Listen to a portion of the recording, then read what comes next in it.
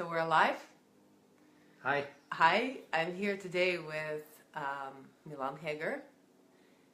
He is an artist and an architect and been working in the United States for how long now? Almost 30 years. 30 years, creating incredible art and houses. Yes. And many other things. And Furniture. many other things. Furniture, household accessories, some fashion items and accessories. It's fun, whatever can be created. I think creating is my passion. And the approach I want to take, yes. When you are creating, it's something that, and I've just been discussing with Milan, saying what approach I want to take for the interview, is that something that you're putting out into the public, it becomes public. Meaning it becomes when people can judge or express their opinions, Definitely. positive or negative. You know, the world is very interesting these days because you are absolutely right, Yuliya. It's this way. Whatever you publish, by meaning publishing means that you just put it on any media, any social media, Instagram, anywhere. You publish something, it is in public domain, and you're immediately and perhaps forever on public domain.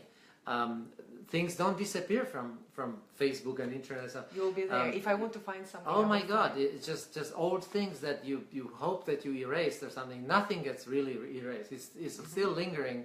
As first website ever, when the internet started, it's still there. It's silly as it is, but nothing disappears. So I think that we should increasingly care about what we are saying if we really care about being in the public eye. If we are in the public eye, yes. As we choose to be as you did. Creators. I'm out there when I do some fashion design or accessories and so forth. People can purchase it, they can buy it. They will be wearing it, but they also are interested who is the creator. They really want to know who is behind certain things. That's exactly my point. They deal with. Because when they wear something, when they live in the house that you built, when they look at the painting that you painted, they have a part of you. They are getting a part of your DNA. DNA meaning a part of your life. Yes. A part of what you've lived through. Yeah. Yes. You telling your story.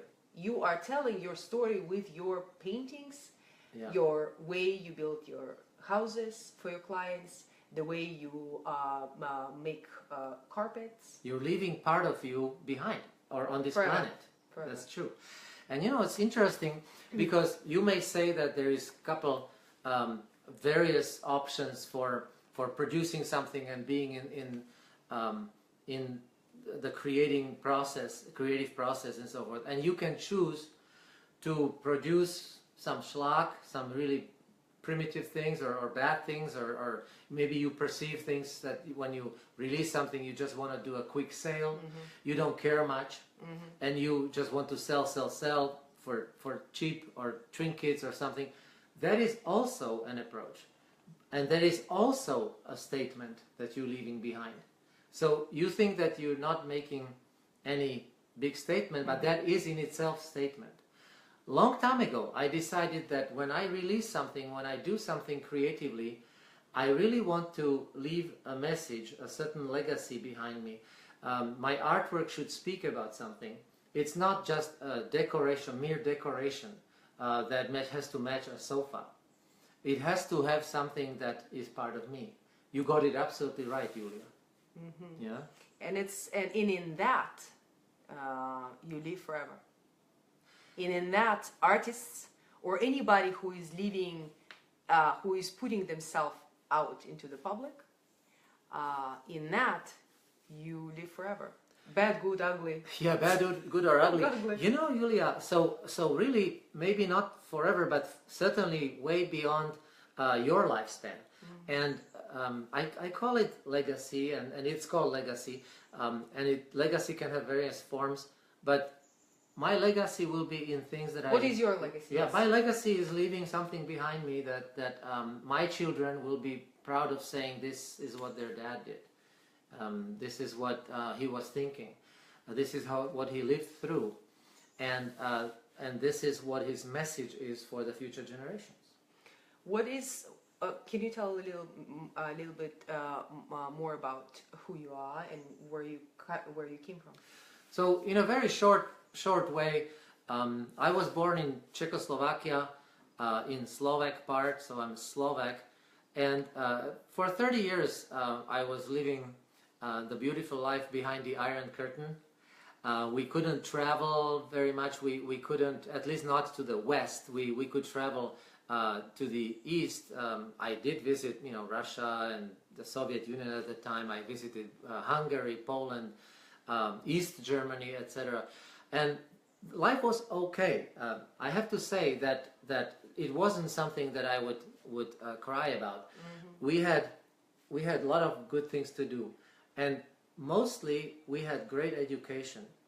I have to say that the schools, all the way to college and so forth, they were very focused on giving people good education. Mm-hmm. So I took advantage of that and started to do architecture and started to paint really early. Mm-hmm. And then I have to say I was not drawn to leave and to go to the West for any particular monetary reasons or economical reasons or something that would draw me like owning a great car or anything like that. That was not even on my radar.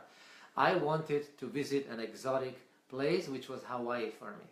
That was a silly dream, exotic. I wanted to do something like Gauguin, just to go to an exotic place. Well, he went to Tahiti and I went to Hawaii. To Hawaii. Yes. And so you went to Hawaii. I decided I want to go to Hawaii. You made you made your dream come true, but it was quite hard to. I mean, it was not easy. It was not easy to accomplish. It sounds easy to say now. Oh my goodness! It took since I started to have that dream when I was 9 years old. I was 30 when I first got there.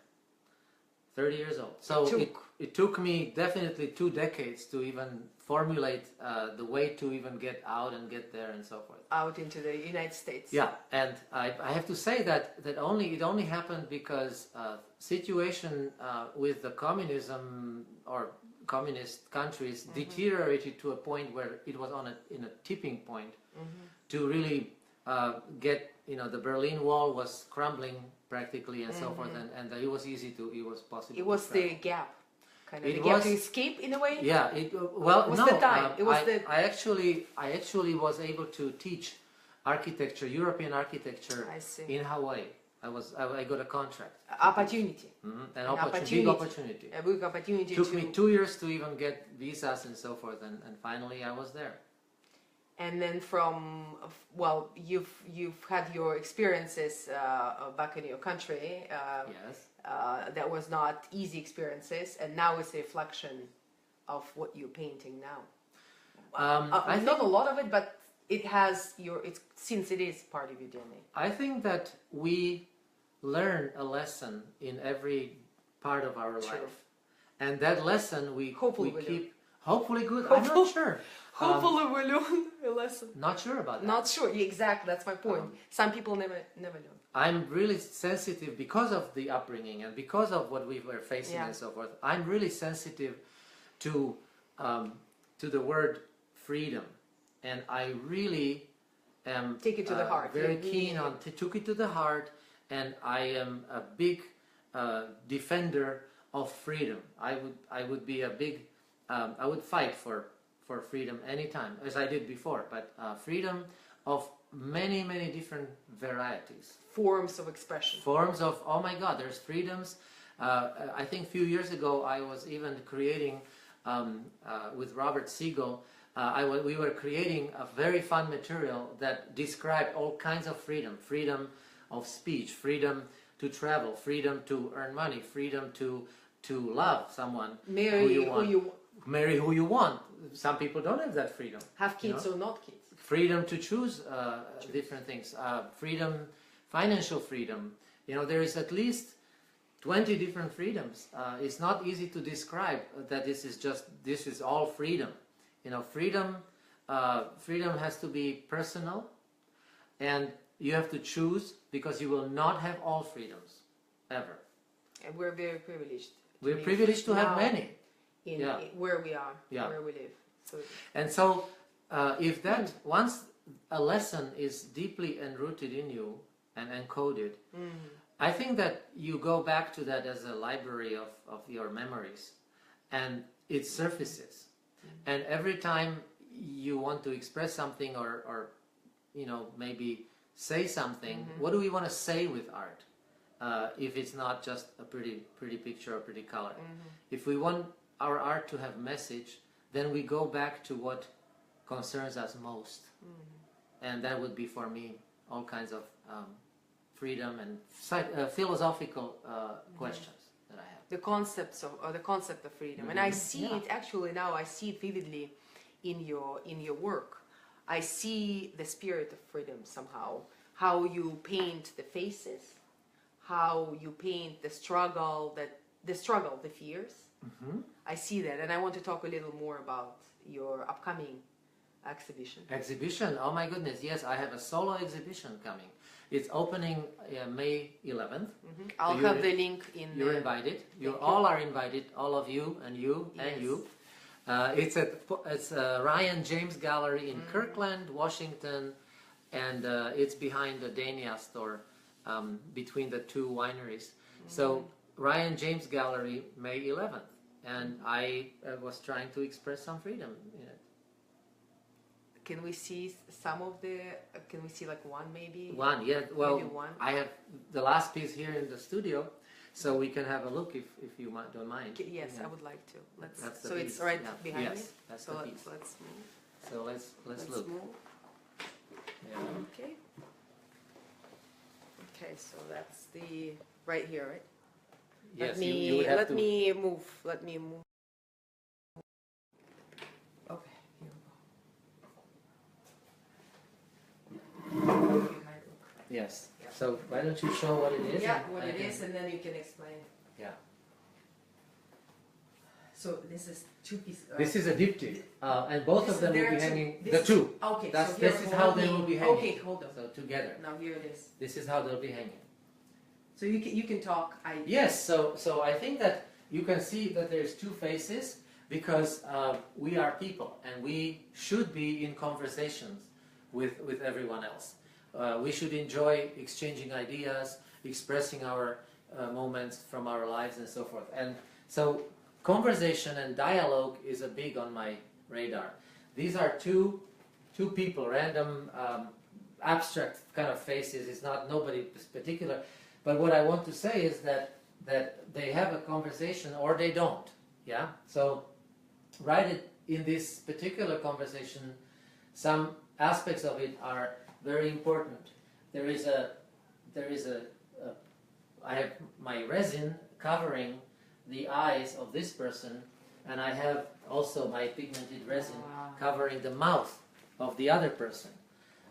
Somehow the audience should interpret it themselves, but what I want to see that sometimes we either don't see or we don't want to see, and sometimes we speak or we don't speak, we don't want to speak or we can't speak. We're not allowed to speak. So speaking and seeing is very important in everybody's lives. And in this case, one person is probably prohibited to speak or doesn't want to speak, and at the same time, the other person either doesn't see or doesn't want to see, and so they are trying to have conversation. They're facing each other. Yeah, they're facing each other. They're trying to have confidence. They're facing each other, and the whole exhibition is called Veiled. So something's veiled. In this case, this guy's eyes are veiled. This person's mouth is veiled. And I have many artworks, practically all artworks in my show speak about the veils of not being exposed. Didn't we say something about exposing ourselves? When we do art, we really expose our soul. We are exposed. You're telling your story. You're telling your story, your life story. We're out there to be perceived as such, to be perhaps judged or admired or analyzed or criticized and so forth, and that's okay. That's exactly the dialogue that we have to have. One question I want to ask: how can I purchase? I think the gallery will be selling all my artwork. Having someone collecting my work, which thank God I have very many beautiful, wonderful collectors that dedicated, loyal collectors. They own artwork from almost 30 years ago. Wow. And I'm always honored. No one resold any artwork of mine. It's not that they want to have it for a few years, and then I think they're all holding onto it, and which is a big honor for me. Which is artwork will be for sale at Ryan James Gallery for sure. Perfect. Yes. Wonderful. Yeah. Here it is.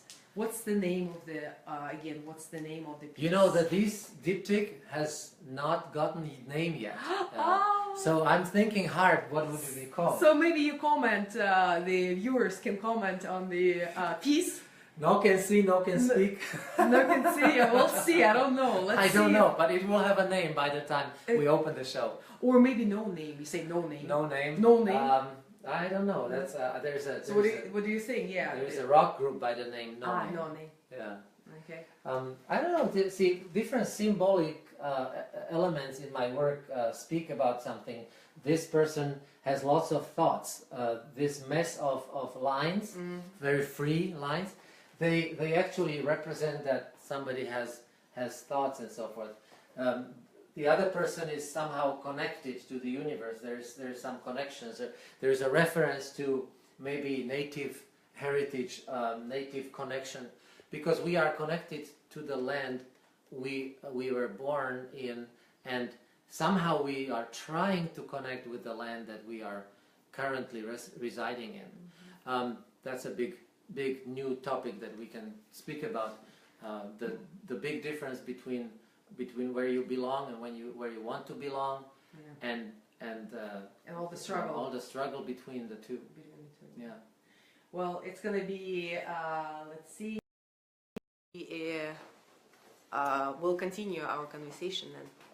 Yeah. So thank you so much, Milan, for sharing your work and for sharing your thoughts, and I really appreciate it, and I wish you good luck with your solo exhibition, Veiled, and we'll see you there. So I hope to see many people there, because there'll be many events. The opening on May 11th will be very interesting. Maybe a piano player, maybe a lot of people can visit, and there'll be lots of conversations. But there is also book reading at some point another day, and there is also an artist talk. So you should go on Ryan James Gallery's website. I think it's Ryan James Fine Art, and in Kirkland, and find out all about the dates when interesting things are happening. Beautiful. Thank you so much. Thank you.